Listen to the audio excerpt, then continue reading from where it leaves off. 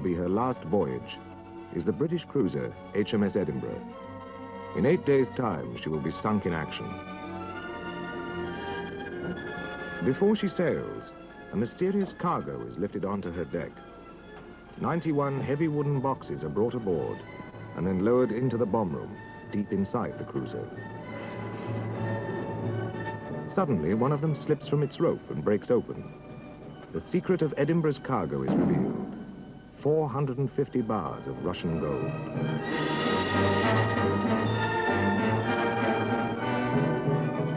This is the story of how the gold is recovered.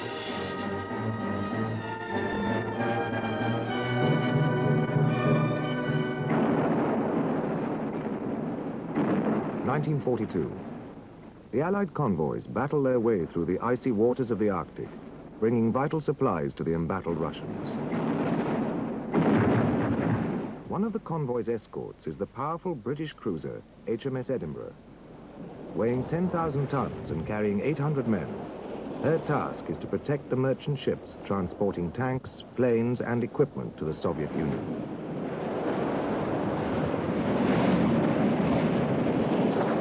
Some of the Edinburgh's crew members still remember her final dramatic days, especially April the 25th, when as payment for armaments, 5.5 tons of Russian gold were loaded aboard. The boxes were covered with ice and snow when it arrived alongside the starboard side, towed with a steam tug, put along there, and we started getting it up with this derrick and with a spud net and hoisting it and dropping it here. Because this was the head of the galley, always a full head of steam, was always red hot. The ice and snow started to melt away and running like a river of blood, with the paint coming from the stenciling on the boxes. And Commander Jeffries came along then and said how we were getting on. I said, there's another hoist to come and then we're finished. And I said, but this is a bad omen, you know, sir. He said, why? I said, all this Russian gold running with blood. And he said, oh, I hope you don't think like that. Well, as it happened, 3 days later, we were gone and the gold was gone with us. Convoy QP-11, led by the Edinburgh, now laden with gold, begins its return journey. But the cruiser, zigzagging ahead on the lookout for ice packs, is hit by a torpedo from a lone German U-boat.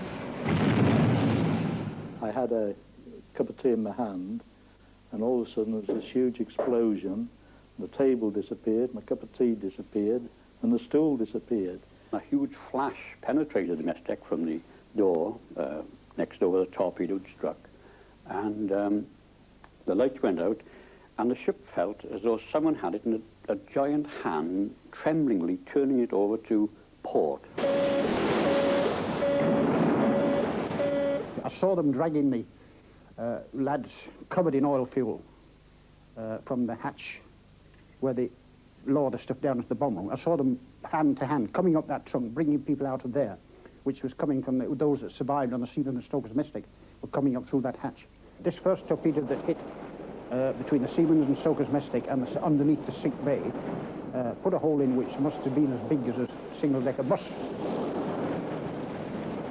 Well, up to then I thought we'd only been hit by the one torpedo, but going aft I saw that the 50 foot of stern had completely blown away and the quarterdeck had ripped up like a sardine tin, and the guns of the wide turret were actually poking through the deck.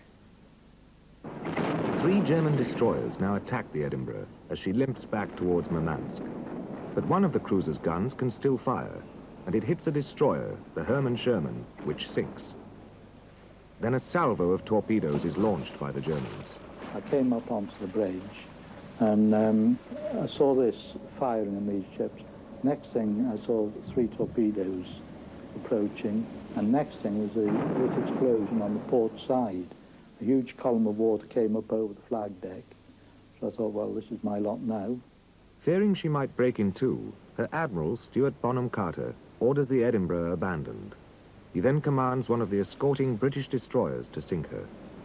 One of the destroyers put a torpedo in the boiler room, which, unlike the honeycombed part of the ship, was one huge cavernous compartment, and the ship sunk in minutes, I would say a minute or 2 minutes. She went stern first onto her port side and sunk very, very quickly until just the 8 turrets were visible. She paused then, and then she just disappeared under the sea and she was gone. HMS Edinburgh sank on May the 2nd, 1942, taking with her to the seabed the bodies of 60 men and 450 bars of gold. For 39 years, at the bottom of the Barents Sea, the wreck of the Edinburgh remains undisturbed. Her cargo is now the property of the Russian and British governments.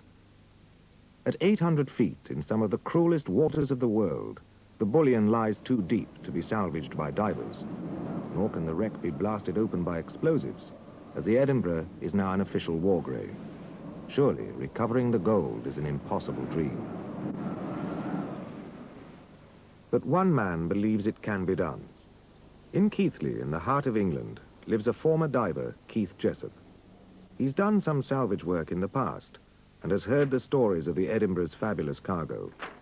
His experience in the North Sea convinces him a salvage is possible, but he must first find out if the stories are true.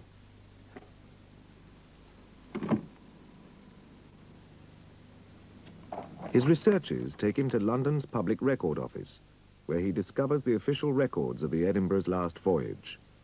The stories are true. Here he finds the Admiral's secret report recording the position where he thought the cruiser had sunk, and his confirmation that the gold was still in the bomb room. Jessup believes that the development of underwater technology to explore for oil has brought the Edinburgh within reach. Well, I've realised for quite a while that now we've pushed the barriers back and we can get divers down around the 1,000 feet mark, that Edinburgh is now readily available if we've put ourselves in a position where we can convince, i.e. the British government, the Russian government and the Salvage Association, that I can put forward the package that's required to get down there with safety, respect the war grave angle and bring back the cargo. I feel that at this point in time we can do that. Keighley 605 in the blow. When Jessup begins his quest for the Edinburgh, he has little to his name. He will have to win contracts from the Russian and British governments to permit him to salvage the cruiser's cargo. It will be the deepest salvage ever undertaken. It will be extremely difficult and very expensive. So he needs the backing of a consortium to provide the skills, money and equipment to carry out the project. James Ringrose is a former Royal Naval officer who served with Prince Charles. He agrees to bring his diving and surveying experience to the venture. We think that the Edinburgh salvage is possible because of saturation diving techniques. Before this technique was developed, divers could work at great depths but had to spend an enormous amount of time being decompressed, and very little got done. With saturation diving, which means divers can live in chambers like this for up to 30 days, going to work at the depth is just like going to work for you and me, and then we can decompress them afterwards when it's all over, which means you can get a lot done, and that really has opened the door to the Edinburgh salvage. Saturation diving requires specialists. Rick Wharton, the joint owner of an Aberdeen diving company, is approached. What does he think of the idea? I started diving years ago when I was at university as a skin diver, solely so that I could gain access to wrecks.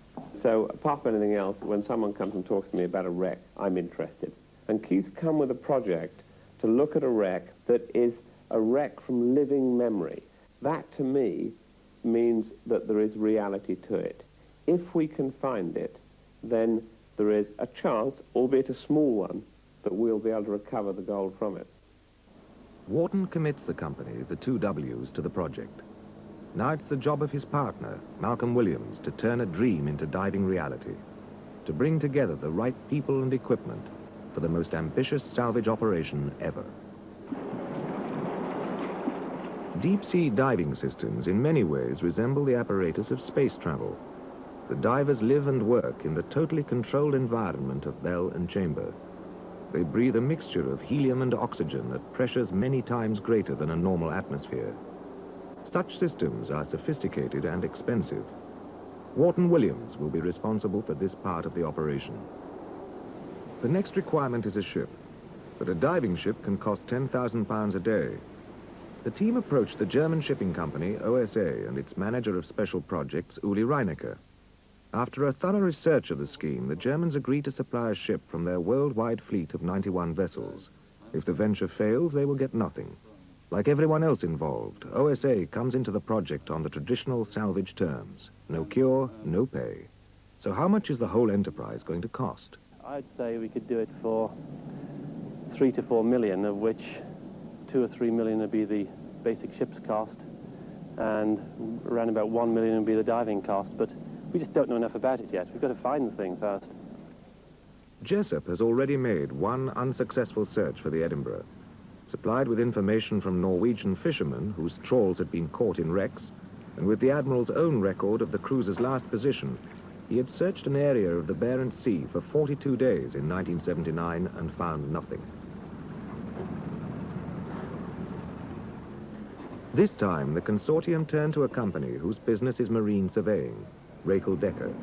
They become the fourth partner in the venture. Decker's Kip Punch has the job of working out from all the available records the most likely place the cruiser sank. He traces the reported movements of all the ships involved in the Edinburgh's last action. Each position, each sighting of the cruiser, logged all those years ago, is analyzed for its likely accuracy. Eventually, Punch focuses on one ship, the British minesweeper, Harrier.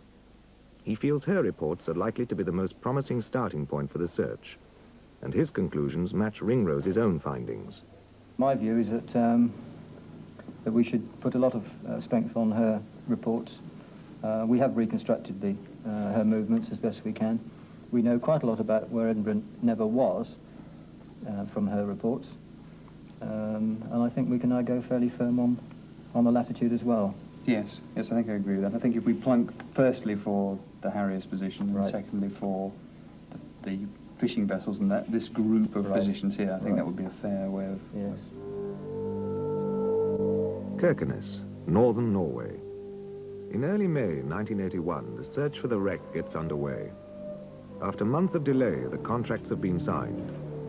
The British government, though sensitive about the war grave issue, is more worried at the possibility of someone pirating the cruiser's cargo, so it has opted for a controlled salvage.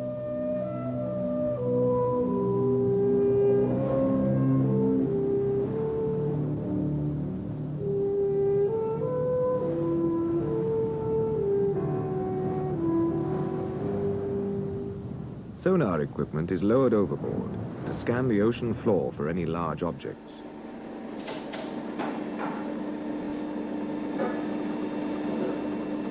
Bridge steer 096. 096, roger. Incredibly, on their first sweep, something big is traced out on the sonar chart. Punch's experience tells him it must be a wreck, and a large one. But is it the Edinburgh? Other ships have sunk in these waters, including the German destroyer, the Hermann Sherman. There is only one way to find out. The remote-control vehicle Scorpio is lowered into the water. It carries a black and white television camera to send back pictures of the wreck from 800 feet down. The team in the control shack scan the monitors. From among the murky images sent back, they are looking for features that will positively identify the Edinburgh, like her 6-inch guns, a torpedo launcher, a distinctive ship's boat, and of course, the torpedo hole that helped sink her. It looks like sand, doesn't it? Yeah. Oh no, it's the side of the hull. Oh. Ah, hang on a minute. This is this is along the boat deck area where the tubes are or something, isn't it? That's definitely a sort of stanchion going up or something. Try coming left.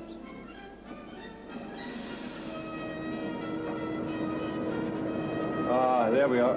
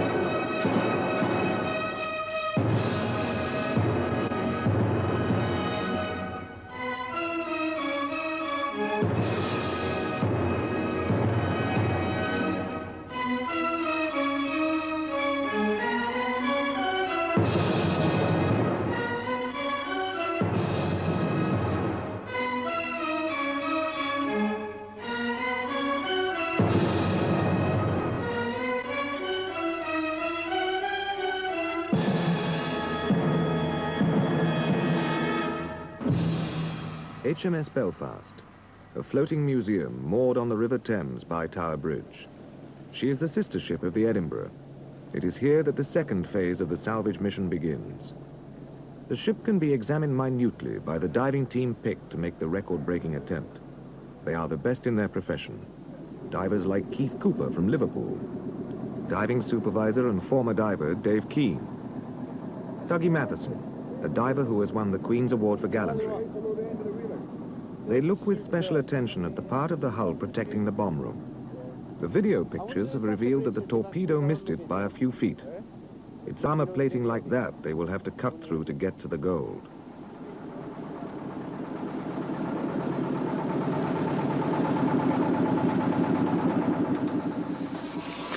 The responsibility for the salvage itself now falls on another former Royal Navy diver, Michael Stewart. He has been put in charge of the project by Wharton Williams. He has spent months researching every detail of the Edinburgh and the layout of the bomb room. Well, first of all, we've got to establish exactly where we are, which is a matter of measuring up against the plans. The other side of this wall, or should I say in ship jargon, is a bulkhead. This is a bulkhead. There's a fuel tank. You can go out to the ship's side about 15 feet, and that would be through, in the event of the ship being intact, 15 feet of furnace fuel oil. And we believe that this tank was breached forward, up that way. And what we've got to do is measure our exact cutting position, which is below the armor plate, cut a hole into that tank, and then find what there may be in there. We don't know what's in there. It should be a void, but it might not be. And once we've cleared away whatever's the other side of the ship's side, come up against this wall and cut in this area. The reason we want to cut in this area is because up to about slightly above waist level, according to the plans, there is a bomb rack. And that bomb rack could well still have the bombs stowed in it. I think we should think seriously, Mike. Much of the preparatory work of this part of the operation is shared by OSA's representative, John Clark. He and Stewart confirmed their ideal choice for the diving ship, the Stefaniter. She is on contract to another diving company and can only be spared for 7 weeks. There will be a frustrating delay before she is released. At last, at the end of August 1981, the Stefaniter is ready for loading at Peterhead in Scotland. The gas containers are lifted aboard. They take up most room. The ship will carry nearly 1.5 million cubic feet of gas, worth around £100,000. The economics of this expedition are staggering. It will cost about £2 million. 2Ws have cleverly spread the risk. Companies have supplied specialist equipment or services at their own expense, gambling on a 6-to-1 return if the venture succeeds. The payoff could be spectacular. At current prices, the gold is worth £45 million. If successful, the consortium's share will be $20 million. The two governments get the remainder, 2 bars to the Russians, 1 to the British. In charge of the loading, as he will be of the day-to-day diving operation, is another ex-Royal Navy man, Mike O'Meara. But the team is international. Some of the divers have flown in from as far away as Southern Africa or Australia. They explain their reasons. It's the climax of 13 years in the diving industry, and the privilege to be invited onto this job, well, it's just marvelous, isn't it, really? I guess when I have kids, I'll be able to tell them about it, won't I? You know, and it's the dive of them all. That's the way I regard this one. It doesn't actually scare me. Of course, we all have a great respect for the risks involved. And, you know, you do tend to get blasé about things, and then the accidents can occur. As I said earlier, I was involved with the wreck of the Wahine, and very near the end of the wreck, well, that's when we had an explosion, and one of my colleagues was killed there.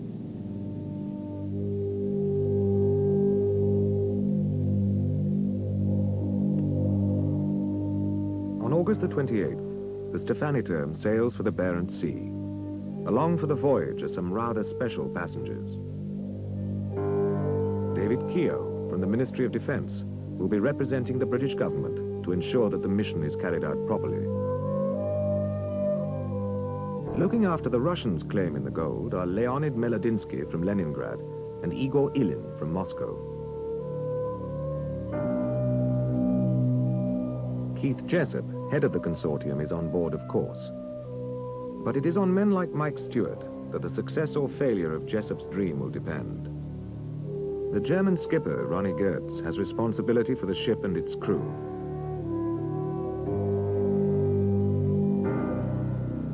The ship sails northwards to the Arctic Circle, past the coast of Norway, on its 5-day journey to the salvage location.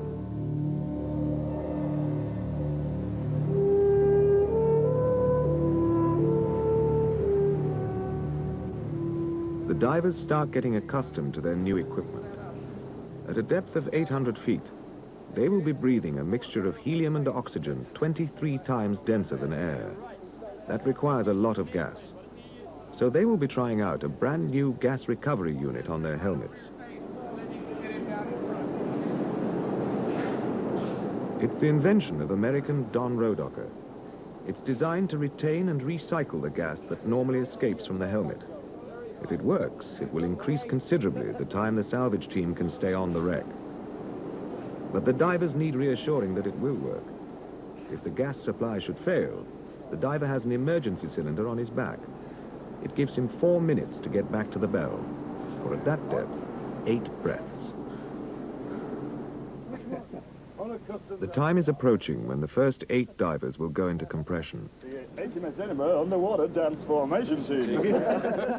They enjoy their last few moments of fresh air, freedom, and normal atmosphere. We have to look after it. Soon they will be sealed off from the world for 3 or even 4 weeks. Their bodies will be saturated with gas and put under a pressure 23 times greater than normal.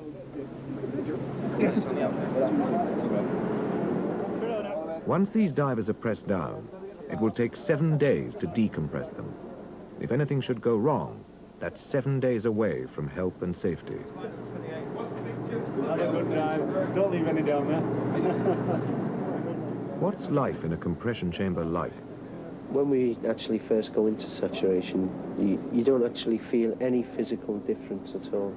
There's no illness or short stiffness or anything like that. But you do become tired more than anything, a lot of the time. You try and relax, you know, because you are a little bit on edge with, you know, having to dive. There is I say an enclosed feeling. The squeaky voice syndrome that everyone knows about. When you breathe helium, you tend to talk a bit... Oh, hello, outside, how are you? To anyone on the outside, it sounds quite weird. But it's surprisingly enough, after a few minutes in there, how everyone inside acclimatises straight away, and you can all understand each other's conversation quite plain. The ship arrives on location. Its dynamic positioning system is engaged. A computer on the bridge, fed with information from sensors about wind, current, and position, operates powerful thrusters on the hull.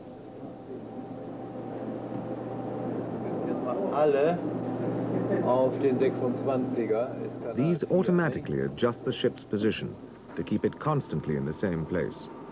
It is vital equipment. A sudden move by the ship could sever a diver's umbilical as he works inside the wreck. The first dive is about to start. Bell run number 1. Inside the bell, Dougie Matheson, who will soon himself be in compression, sorts out the life-supporting umbilicals. 200 feet long, each supplies the diver with gas, communications, and hot water. Cold is one of the dangers the diver faces. Without heat, he would be unconscious in about 8 minutes. On September the 3rd, the diving bell begins its first descent. On this run, there are 3 divers in the bell: Banjo West, John Diamond, and Brian Cutler. But this proves one too many for safety. After this dive, only 2 will share the bell at a time. The bell is lowered from the moon pool inside the ship. It takes 20 minutes for the bell to make the 800-foot descent to a position close to the sunken cruiser. Then, as one diver remains in the bell, the other drops out of the bottom and goes down to the wreck.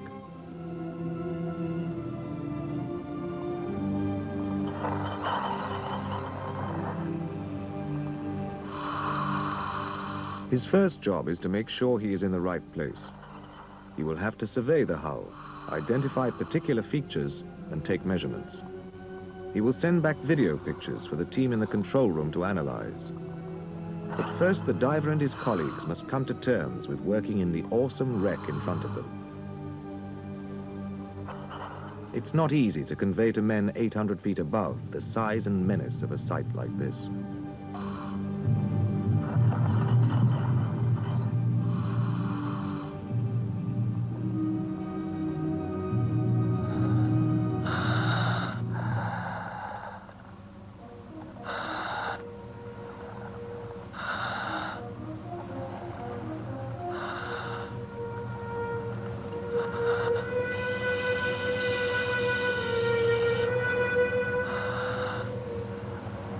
Where is it, Keith?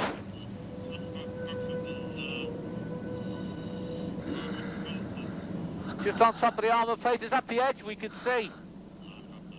Ah, roger, roger. That's the edge of the armour plate, mate. I know what it is. You're looking at the bottom there or something on the wreck there. Pull it, Derek, bring it up 2 feet.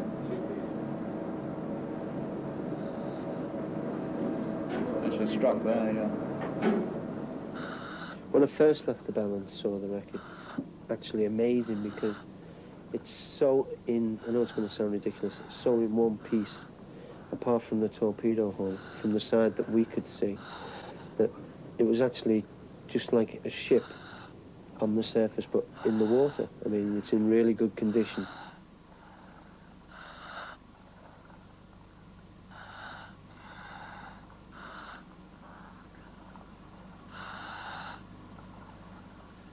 When each diver has completed a 4-hour stint on the wreck, the bell is raised back into the ship, and the next 2 divers will start their shift. From now on, round the clock, for more than 4 weeks, the bell runs will continue. Only bad weather or an accident will stop the work. The survey has revealed the hard task ahead. It's going to take a long time to cut a way through the hull, in poor visibility, past the tangled wreckage and debris caused by the torpedo explosion, into the bomb room. Even if they succeed in forcing a way in, no one can be sure the gold will still be there.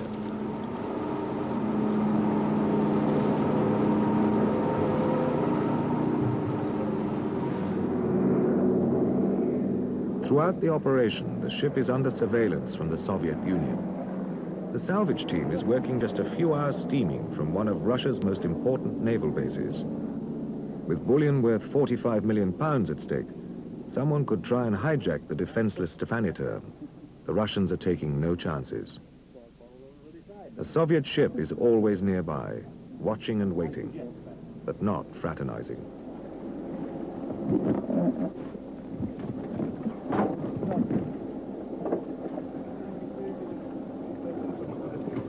Not even Igor Ilin, one of the Russians from the Stefaniter, can persuade his colleagues to welcome a boarding party. As the days pass, life in the sealed compression chambers has its own routine. While 2 divers work below, the remainder relax or sleep. For men like Jeffrey Davy, Peter Summers, Jim Tucker and their colleagues, it is a life of tedium punctuated by hard and hazardous physical labor. Particularly on a job like this where you're working all the time and it's push, push, push all the time. You're pushing yourselves, you're pushing the other divers to try and get the job done because of the limited time we had. Then you are tired and you do sleep, you know, and when you sleep in, the time just passes because you're away for 10 hours. And during those 10 hours, you're working. The longest time, I think, is when you sat in the bow by yourself and you're just holding the umbilical while the other diver's out for 4 hours.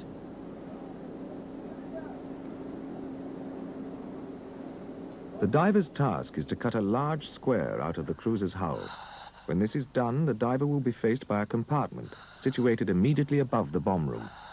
This was once a fuel tank, but its oil has long since gone. Now in its place, the divers will find a vast amount of debris, sediment and wrecked machinery that has fallen in from the surrounding compartments. All this has to be systematically cleared before the diver can reach the bottom.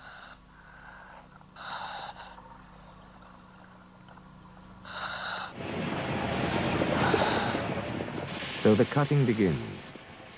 Burning at depth with a thermal cutting torch calls for great skill. The gas can blow back and knock the diver unconscious. The wreck is also littered with ammunition. The visibility is often poor.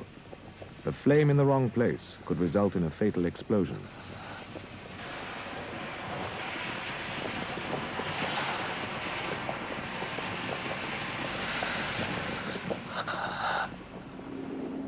Above, in the ship's office, the progress of cutting is meticulously charted on a diagram of the hull. The underwater camera confirms the diver's handiwork.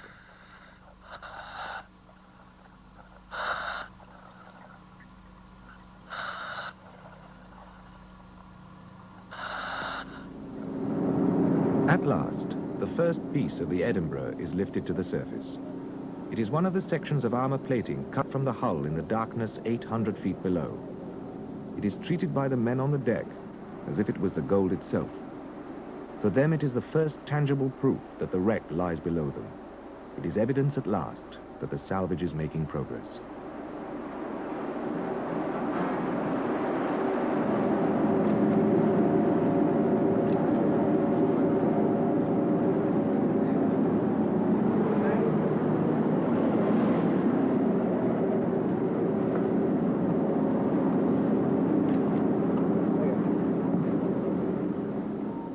Mixed in with the twisted plates coming up are more intimate relics, like this wooden beam. An encrusted but still recognizable Navy teapot, reminding the salvage team of the life once led aboard the Edinburgh 39 years ago.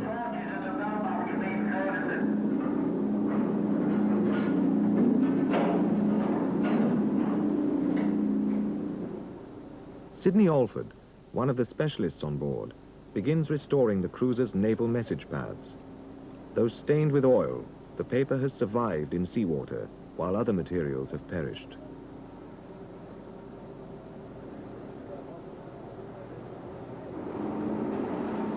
A week of bell runs continue, as the divers struggle to clear the mountain of silt and twisted machinery packed in the fuel tank. It is a hard, relentless slog. Okay, John, yeah, what I want you to do this time is to go out, get to the hole. If the visibility's cleared, I want you to take the video camera in for our Russian colleagues, Roger? Start cutting through the outside of the hull, into the tank, where we found an awful lot of debris in there, which must have come from the compressor room, which is above the tank. There was machinery and pipework and various other bits and pieces strewn all over the tank, broken wood, etc. We were slinging each piece individually and lifting it out. The one piece that I always remember was lifting out the engine, which I think was the biggest piece that did come out. It was quite spectacular to watch it coming, loomed out of the hole.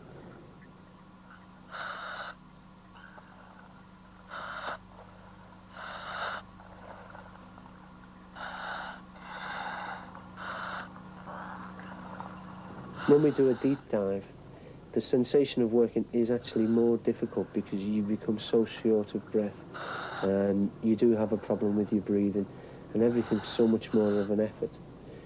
You feel as if you're pushing against everything all the time. I don't really know the reason for it, but you do become extremely tired very, very quickly. And the thing is, you don't recover from it. Whereas if you were to go out and do a run, 20 minutes later you'd be recovered from it.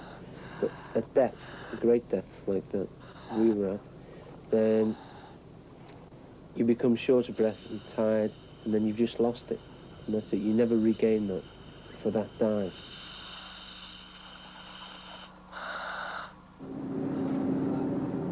As the divers near the bomb room, they begin finding quantities of unexploded shells.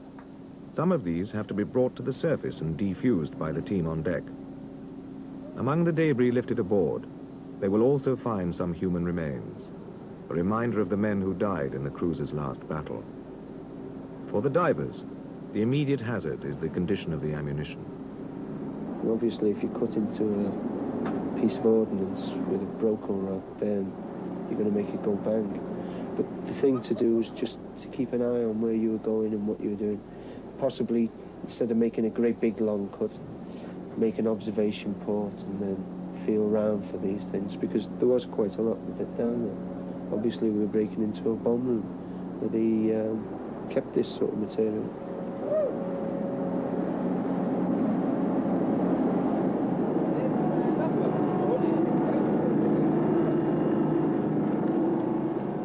It is 2.5 weeks into the mission.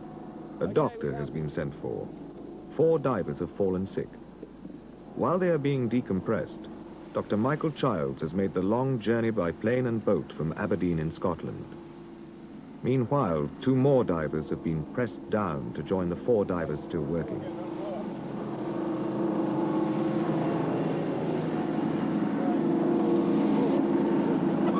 You'll be okay. She's a very stable ship. The divers are suffering from an ear infection called pyre. It occurs in pressure chambers, spreads quickly, and is very painful.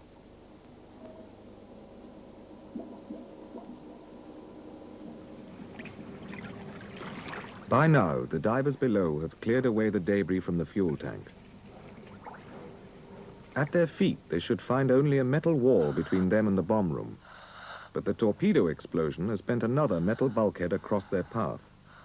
Their task is to cut a way through both these into the bomb room. Here, once again, they will face a large amount of wreckage and rubbish. But somewhere in the debris should be the boxes of gold they're looking for.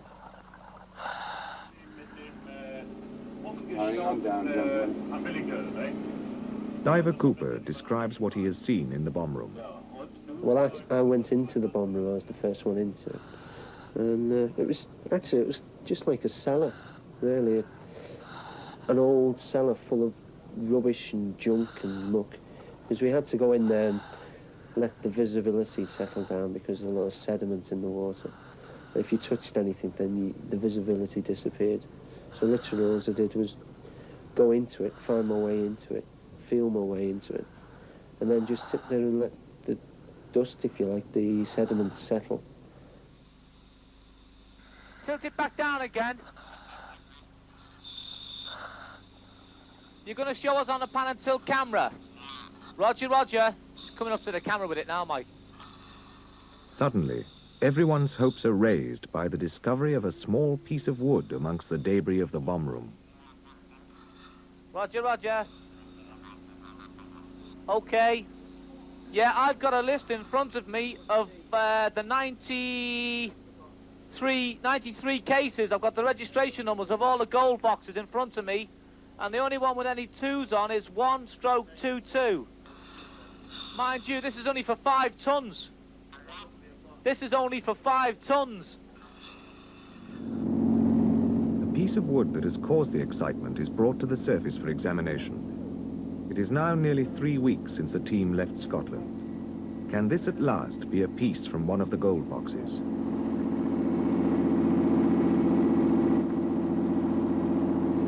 Maybe it'd be an M202. Yeah, fuel left,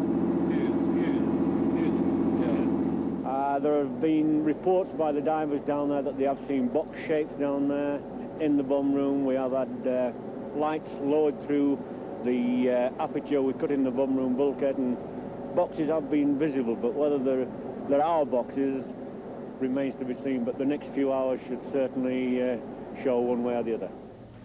Dive 27 of the mission is about to start. Will this dive be the one to strike gold after weeks of effort? Getting ready for another hard day's work is Dougie Matheson from Scotland, who shares this bell run with John Rossier from Zimbabwe. The team is on edge. Will today see the realization of their dreams?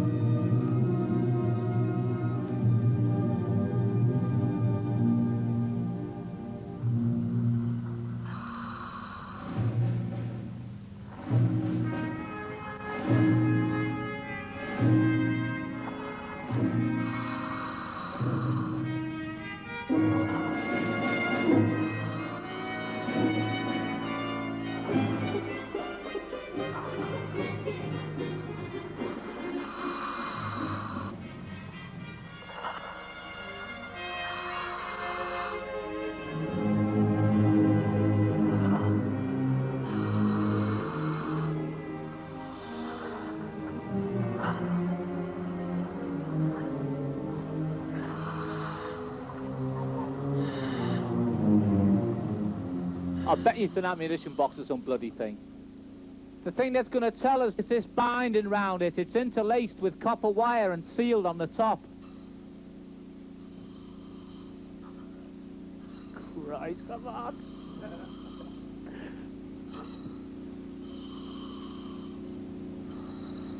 He's trembling. Can you hear him breathing? Tell me, for Christ's sake. Jesus wept. Never mind, calm down. I've been sitting here for 2 bloody weeks.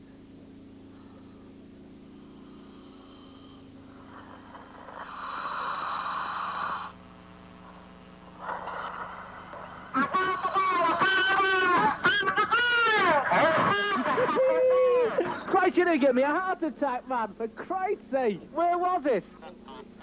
Just lying there on its own, eh? Fantastic. You all right, Dougie? At 10:48 p.m. on September the 16th, John Rossier has found the first bar of gold. Roger, Roger. I don't know about you, John, but I'm shaking like hell. I can't... Gee, I'm shaking. Say again, John? Yeah, don't worry about the bombs, mate. Derek? Hello? We found it. You found it? Roger, Dodger. I'm coming down, look at me now.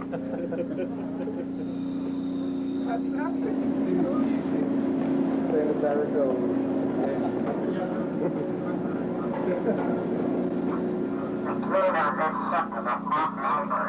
Put this down on the keel and then transfer it over into the other basket to lift it up to the surface. Yeah, stand by one. What do you mean you've got a problem? Change out the baskets. Problem? We've got to make sure we put it in the right container.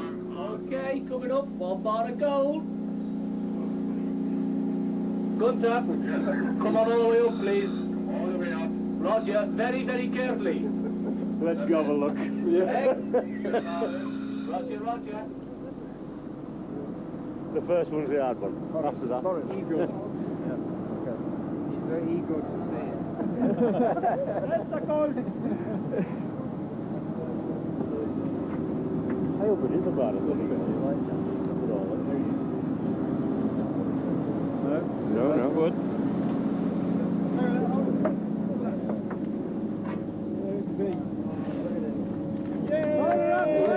After weeks of continuous work, months of preparation, and years of planning and dreaming, Keith Jessup holds up the first gold bar to be salvaged from the wreck of the Edinburgh. What? Keith, Yeah, pull that out, that's it. No, leave it out. This way, Keith. Keith, hold her up again.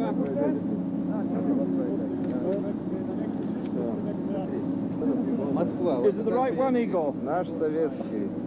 Афин, золото, Москва. It's okay, it's real, good stuff. The historic gold bar is paraded around the ship like the FA Cup. That's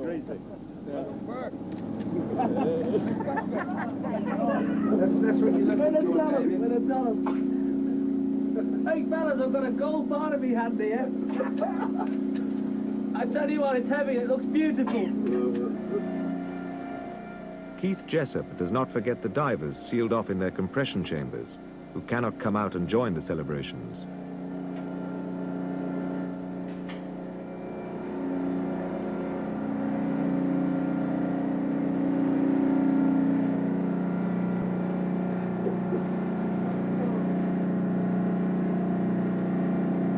Panel, this is Keeper.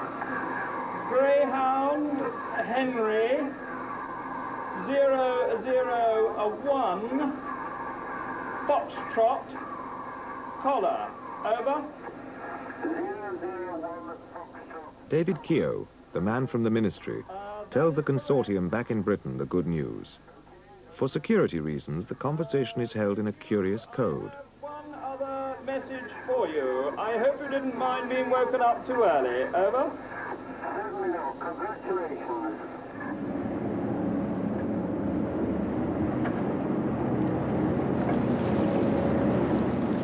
Within hours, divers are finding gold bars like bricks on a building site. As the crane hauls up each cage, the men on deck can scarcely believe their eyes. Never before have so few found so much gold so quickly.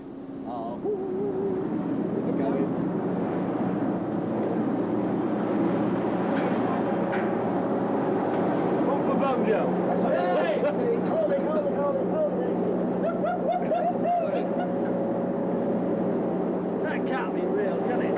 It is. Well, there's money. You're right, lad. You're right. Dougie, we need another, if we can get another 10 bars, that brings us up to around 5 million, and that'll make it to £1 million an hour. Is that okay? Yeah, they're complaining up here because you've only got 4 million in the box. No, I can't repeat that because it's being filmed. Dougie Matheson, the diver from Ullapool, has excelled himself. In his shift on the wreck, he has packed 40 gold bars worth £4 million into the metal cage.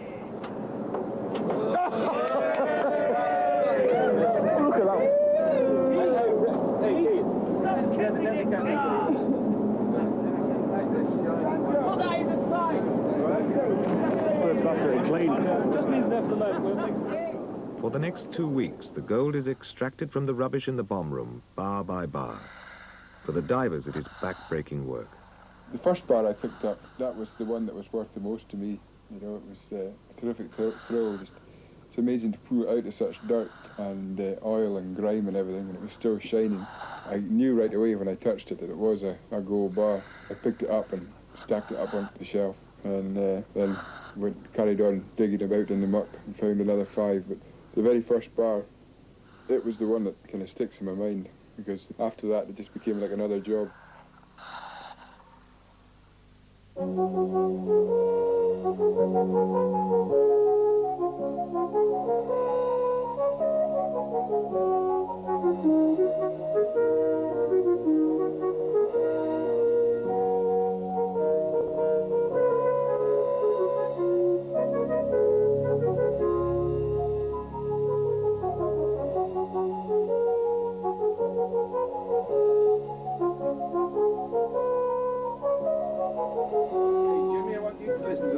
Message to read to John here. You ready, John? Okay, the message is from Malcolm Williams, and the message is, I quote, "Have great pleasure in advising John Rossier that he is now the father of a baby boy, John Miller. Mother and baby perfectly well. Baby weighs 4 pounds 10 ounces. Rumour has it the baby appeared with a golden spoon in his mouth. Many congratulations. Regards, Malcolm." You're a daddy, sunshine. As more gold bars come up, the job of recovering what's left gets harder. Mike O'Meara is concerned about the condition of his divers. My divers are pretty tired at the moment. I've got 6 working divers left out of the potential of 8 at the moment.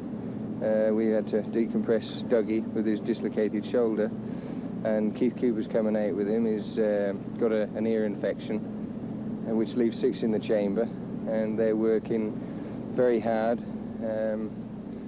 We're having to balance the length of the bell runs that they actually do against the amount of time that we can give them off. 3 of them have been in there since the beginning of the job, which is, we're 21 days into the job now, and we're on dive 42. They're pretty tired now. Coming out of saturation is Keith Cooper with an ear infection, and Dougie Matheson, who, as well as dislocating his shoulder by a fall in the bell, has badly scalded feet. The water had to be very hot to keep you warm, and when it went up 2 or 3 degrees, it just went from kind of being nice and comfortable to being scalding hot. And when you get it that hot, you switch it off, and then you become freezing cold within about 30 seconds. And you have to switch it back on to heat the rest of your body up. But when your rest of the body is heating up, your feet are getting scalded. Hi, John. Oh, dear. Dearie me. How much is each row worth? 100,000. No, each row. Each one. Each bar. Jesus. 100,000. 97 to 100,000, yeah. Jesus. Yeah. To the stage where the first one I picked up, I was holding like this, you know, close in, you know, holding it. And then when you get a few of them, you sort of like get hold of them, you throw them onto the shelf that we had. And if you drop one halfway, I'll get another one, you know. And suddenly you weigh 100,000, you go, oh, well, I think I might just...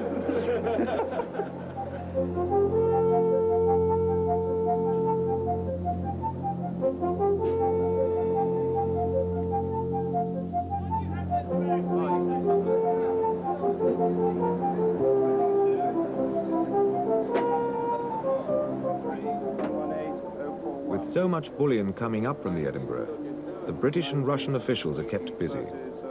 A bureaucracy has grown up to account for each bar. The two governments couldn't help losing the gold the first time, but it would be embarrassing to mislay any again.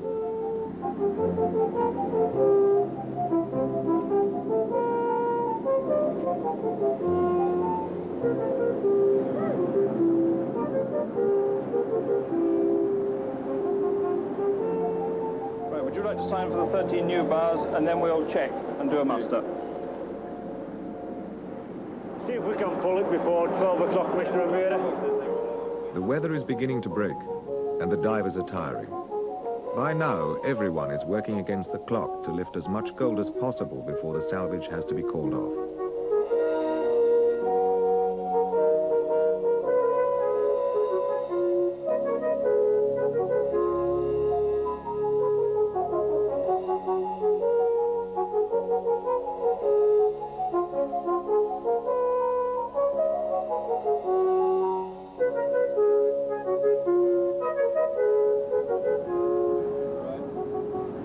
Looks like it, Keith, doesn't it? Well, we're very nearly there now. I believe this was 23 aboard on top of 401, which is 425.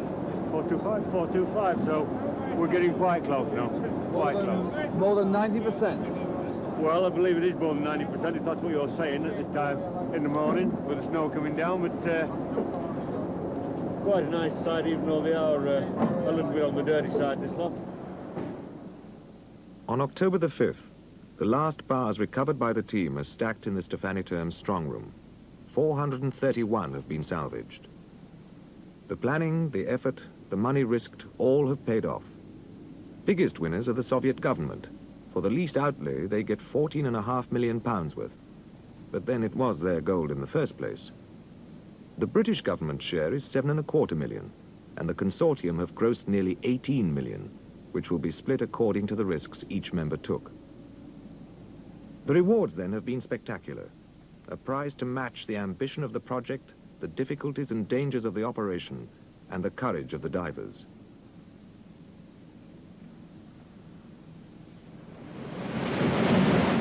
After 6 weeks at sea, the salvage team call it a day. The diving operation cannot continue in hurricane gales, and 34 bars have to be left in the wreck. But there remains one more thing to be done before they leave the scene of their triumph. We are gathered here to remember and to pay tribute to the officers and men of HMS Edinburgh, who died on or shortly before that fateful day, nearly 40 years ago, when after a gallant fight, HMS Edinburgh sank here beneath the Arctic waters of the Barents Sea. Right from the first moment of planning this operation, this fact has been uppermost in all our minds, and particularly so since the first diver descended nearly 800 feet, and without any prompting, and of his own accord, paid 2 minutes silence.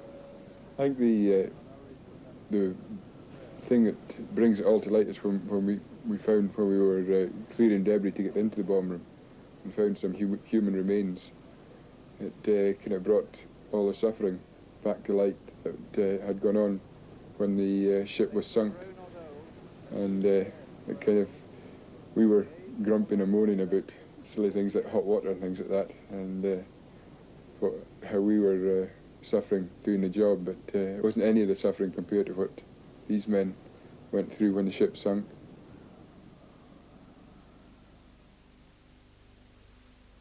the ship sails into Murmansk to unload the Russian share. In 6 days' time, Keith Jessup and his international colleagues will arrive in Peterhead in Scotland, having completed the most successful salvage operation in the history of the sea.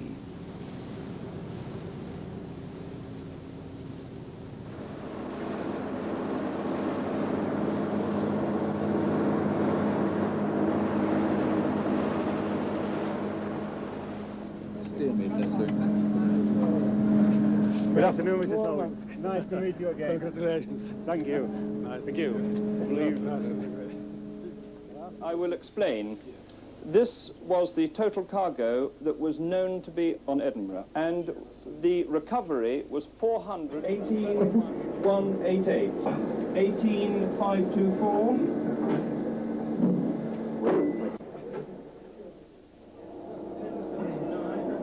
Are you corruptible, Keith? No.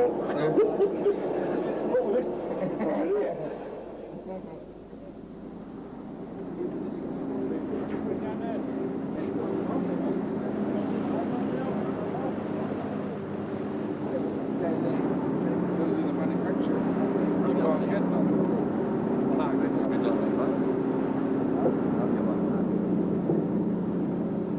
No.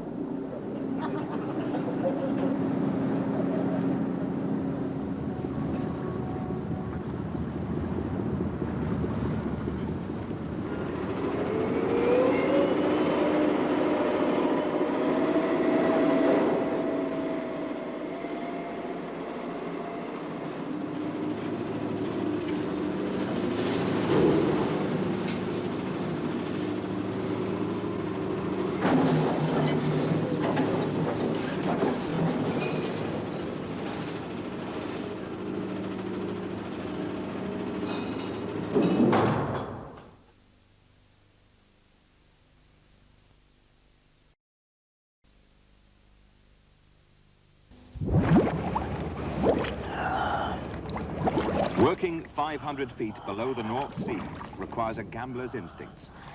But when Richard Walker and Vic Giel died, were the odds unfairly stacked against them? And if so, why? A report by Brian Gould.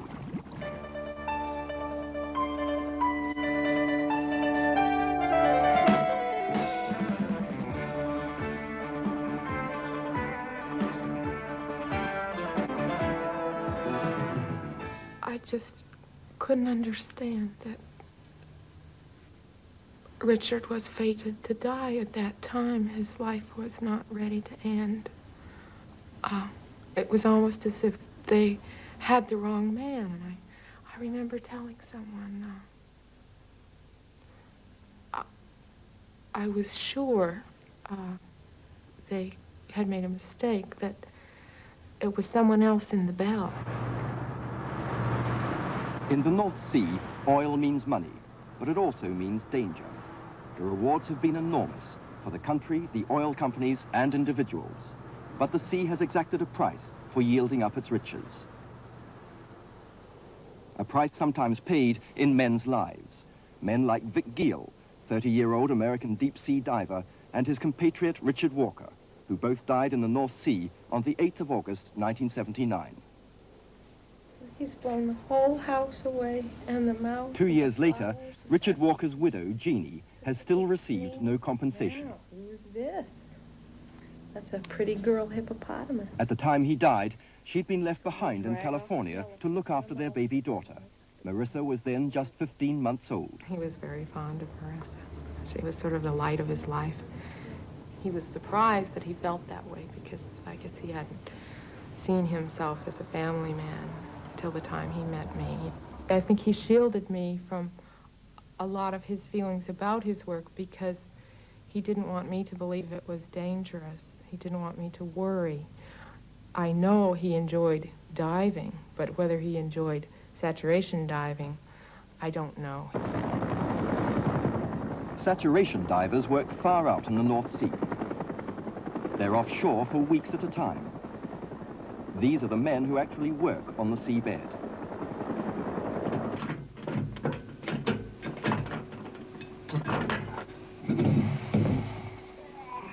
On duty, they can spend up to 5 weeks at pressures artificially created to match what they'll find hundreds of feet down. They spend up to half their time working. For the rest, there's nothing much to do but eat, read, and sleep. In these cramped quarters on deck, there's both a physical and psychological strain. So every week spent in saturation earns them a week off work on shore. The pay is high too, up to £500 a week, but the earning life of a diver is a short one. Most get out in their early 30s. In saturation, the air they breathe is a mixture of 2% oxygen and 98% helium. The gas saturates the body tissue, and at the end of a diving trip, it will take 5 days in saturation to bring their bodies back to normal. The helium has one other effect. It distorts the divers' voices. Menu. Chicken fricassee. Or ham and egg pie. 2 ham and egg. Their colleagues on deck control everything. The pressure, temperature and air supply inside the chamber and the diving bell. Riser, and you'll be taking off an old riser clamp, and then we'll be putting on the new clamp. When their shift begins, the bell is locked on to the saturation chamber for the divers to enter. Inside, they put on their suits, which, like the bell itself, are heated by hot water. The bell, lowered on the main lift cable, is guided down on wires attached to a large piece of metal called the clump weight, another of whose functions is to hold the bell a few feet off the seabed. The hot water, air, power and communications are all supplied to the bell through a collection of tubes, the bell's umbilical. The main hazard of the North Sea is the cold. Even a brief interruption in the supply of hot water would be fatal.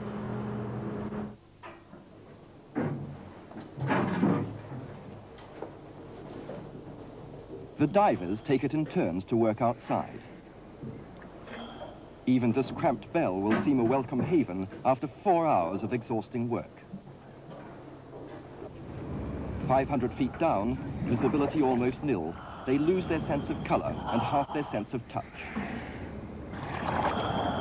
Richard Walker's feelings about this cold, lonely and claustrophobic world are revealed in the diary he always kept. They did diving work around the clock, regardless of whether it was light or dark. And the 7th of August, he wrote that he was on location at Thistlefield. The boat heaves a lot. Roger, that was one of the other men in saturation, says there are conger eels all over. We'll find out today. Poor topside management. I know that the only reason why he was still there was because of us, and that's hard to live with. He says, I miss my little one. It really carves a hole right out of me. He says, I don't even know if I'm going to get out alive. The diving support vessel, the Wildrake, was in the first week of its work for the British National Oil Corporation in the Thistlefield. On board was Brian Masterson, boss of Infadco, the diving contractors. The deck foreman on the day shift was Dave Lane. John Brooke replaced him at midnight. All three were to be caught up in the 17-hour rescue attempt. At 11 p.m., the Wildrake sent 2 of its divers, Richard Walker and Vic Giel, down to check repairs previously done to an underwater installation. The bell would normally have been lowered on guide wires with the clump weight. But so that the bell could go over the side, instead of through the moon pool in the bottom of the ship, these were removed. In the early hours, Richard Walker, working outside the bell, saw it had slipped.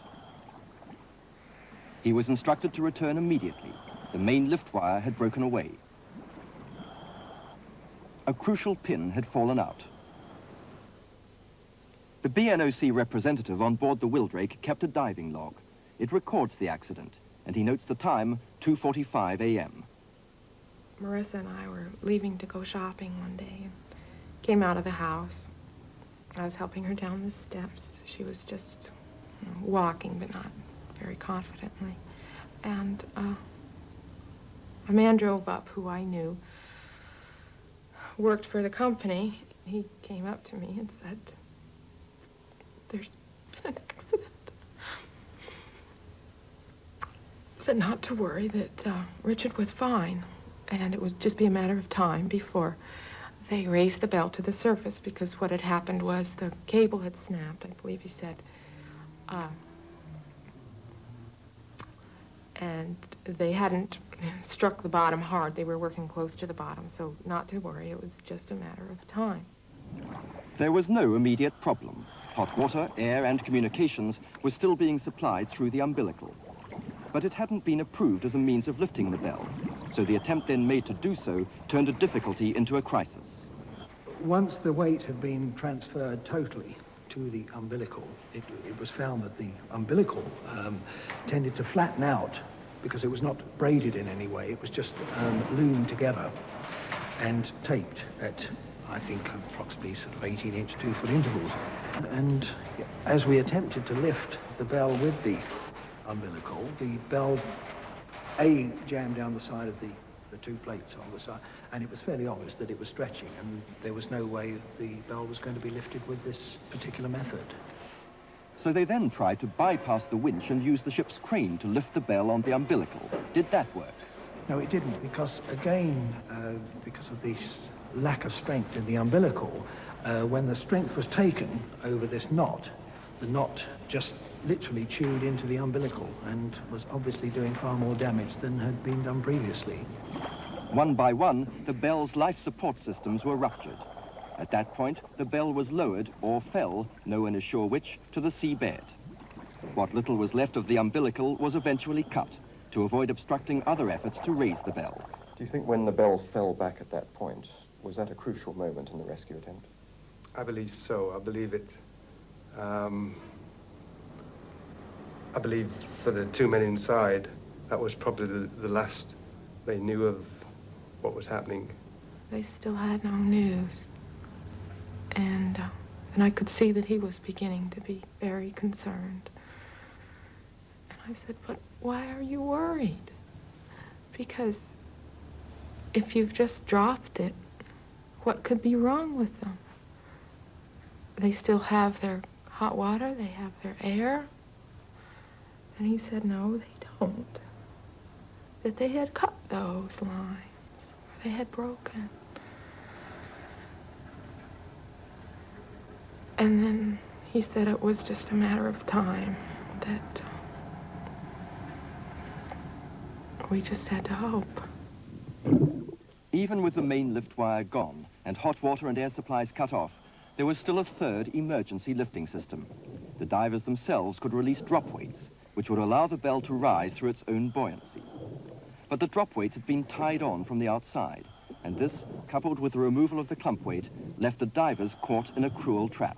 It was standard procedure with companies to actually lash off as a secondary safety measure, to actually lash the drop weights onto the bell. So they had a quick release system inside, but to make sure that this quick release system did not operate without the intention of the divers inside, a diver had to go out initially to cut off the nylon lashings. But of course that's all well and good if the diver can actually get outside, but I believe in this situation it was fairly impossible for the diver to find room between the seabed and the base of the trunking. The bell ordinarily would have sat on top of the clump weight, allowing the divers to get in and out in the event that they should lose their main lift. In this case, it meant that the bell sat on the seabed and the bottom of the bell door was flush with the seabed itself, and they couldn't get out to release their own drop weights or to effect a wet transfer to another bell. Shortly after 3 a.m., the Steno Welder, another vessel working for BNOC nearby, was called in to help, since the Wildrake couldn't lift the bell unaided. Alan Mellor was the captain. For 17 hours, he kept his ship above the Wildrake bell, a feat of seamanship praised at the subsequent inquiry. It was 6 a.m. before the Steno Welder was ready to dive. It took their divers 2 more hours to locate the bell, because its homing device had been removed just before the fateful dive. The bell located, the Wildrake lowered its crane wire. The Steno Welder divers struggled for a further 2 hours to attach the wire to the bell. The Steno Welder wanted to lift the bell themselves, since they were directly above it, but they weren't permitted to do so. What no one knew was that the bell had become caught on the underwater structure. Captain Alan Mellor recalls what happened. Well, it was a total farce. It was a total farce. It assumed an angle of 45 degrees. which we saw. I mean, I was on the bridge wing on the control of the ship. We saw the crane wire being taken up, assume an angle of 45 degrees. I pointed out to the BNOC representative on board our ship who was doing the bridge liaison that there is no way they could do a safe lift at 45 degrees. The BNOC representative passed my request across to Mr. Masterson, and his answer to that was heave on everything, heave on everything. Well, needless to say, the burr ends come up. So the fourth rescue attempt had failed. 9 agonizing hours elapsed before the Stena welder divers could reconnect the crane wire to the bell. It was brought to the surface at 7:45 p.m. Then they called again and said the bell was coming on board and they would call us right back with the condition of my husband. It must have been an hour and a half before they called us back.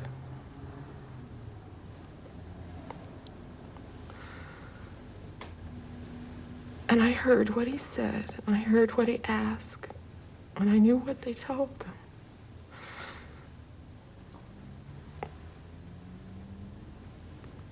But I still asked him when he came out, he's okay. Dad, no. He said he was dead. And all I remember was screaming and the walls falling in. How did the people involved in the rescue attempt feel at that moment? Sick. I felt very, very sick. I felt very bitter. I felt very bitter because I felt very, very strongly, and I felt more strongly afterwards, obviously, that if we'd have been allowed to do what we wanted to do, them 2 men would have been alive today. When they eventually got the bell up, did you personally have any hopes at that stage? Not really. I don't think any of us really did. And when we finally got the bell on deck, we lifted it out of the water.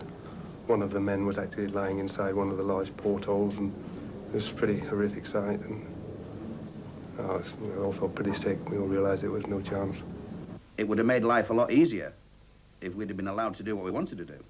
And that, as I said, was to attach a line to the top of the stricken bell and then run a davit line down it, and then we could lift the bell.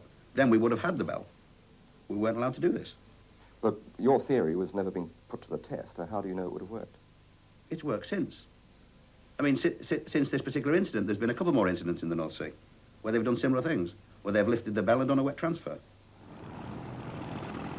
The accident shocked and saddened Aberdeen, and especially the dead divers' friends, many of them friends of Jeannie as well. I began to ask questions about who decided what, who did what, who was responsible for doing various things. The man in charge of the rescue, an engineer rather than seaman or diver, was Brian Masterson, boss of Infabco Diving Services. 16 months later, it was his company that faced criminal charges for serious breaches of the diving regulations.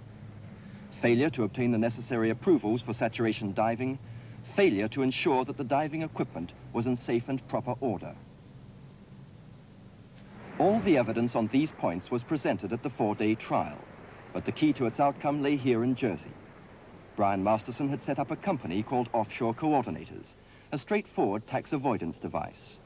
It enabled Infabco to plead that they were technically not the employers of the divers.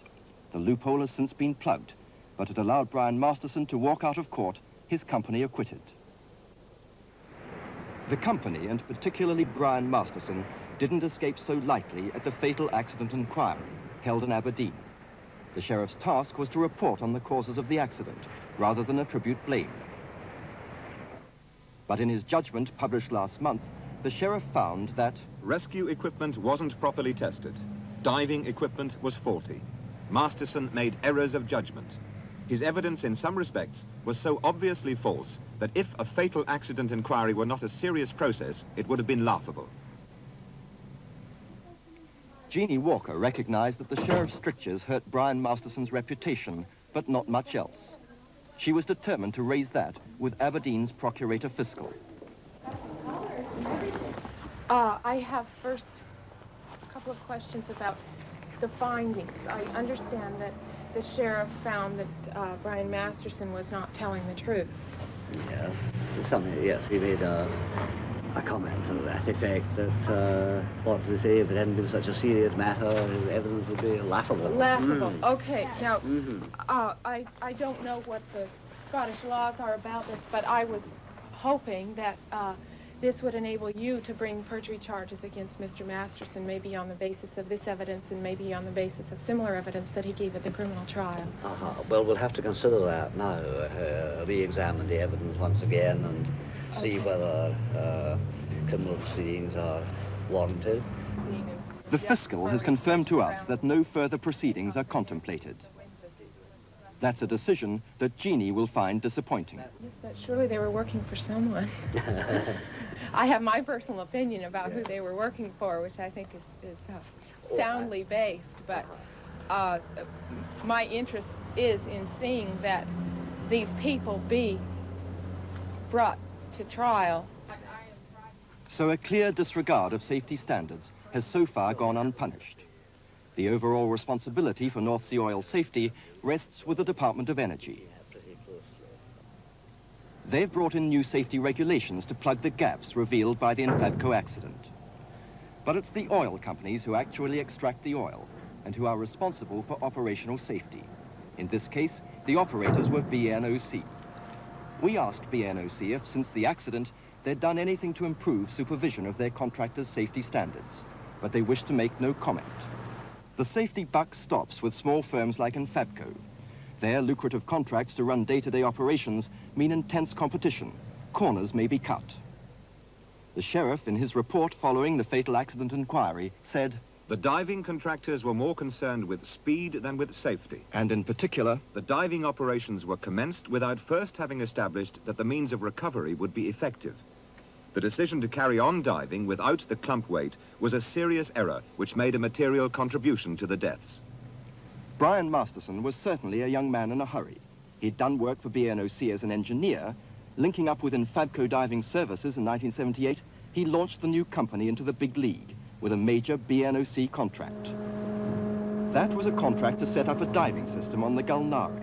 Like this, a semi-submersible rig.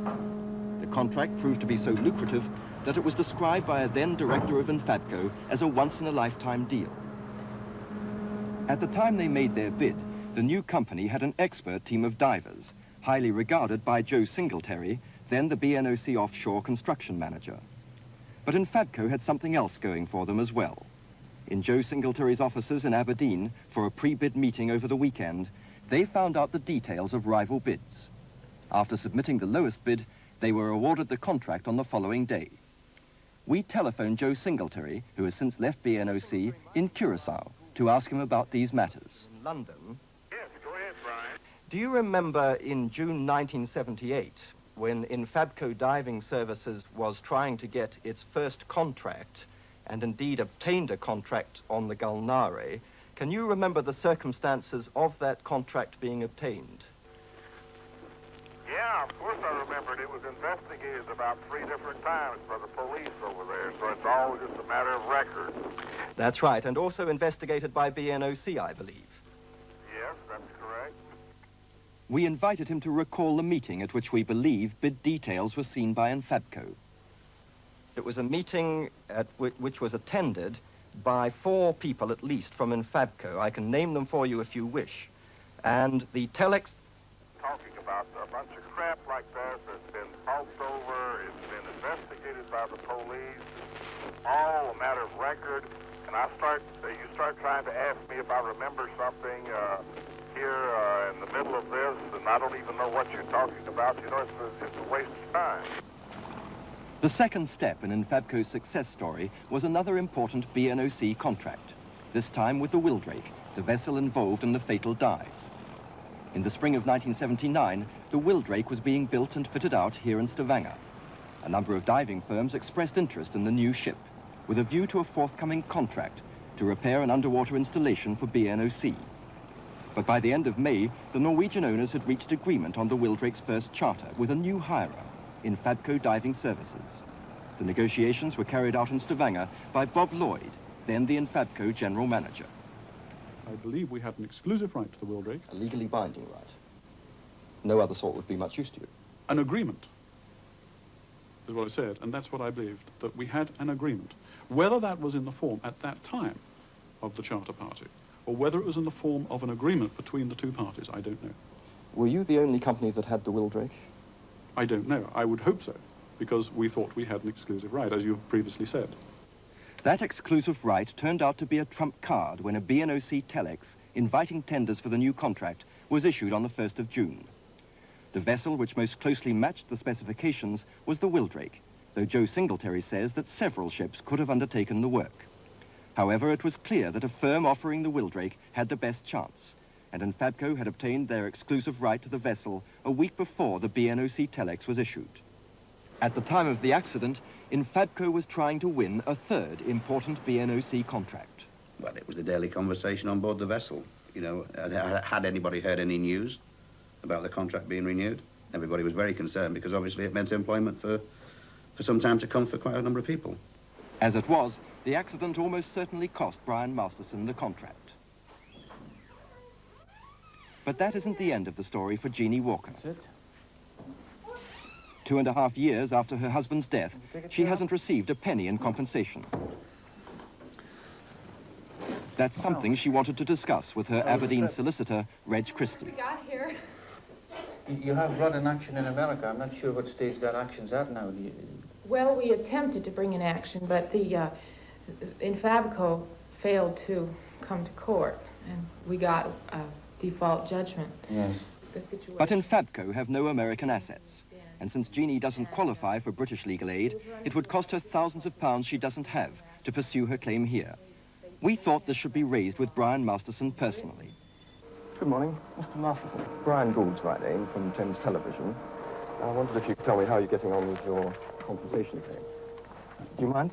I do mind very much. I'll just make a phone call. Yes, by all means. Thank you. Thank you very much. Yes, but would you not please tell us how you're getting on with the claim by the widow?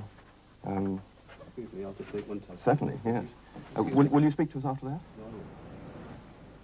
The Aberdeen oil industry, and particularly the diving contractors, tend to close ranks when things go wrong. They're sensitive about the industry's reputation, and people who talk out of turn aren't looked on with favor. That hasn't made Jeannie Walker's task any easier. I seriously question at this point whether I will ever really know what happened to my husband or why. A few people have been very helpful and very kind. Many people have been very kind, but very much afraid. For Jeannie, the truth about Richard's death may be all she can now hope to salvage. It looks like the waves are home, doesn't it? Except it's cold.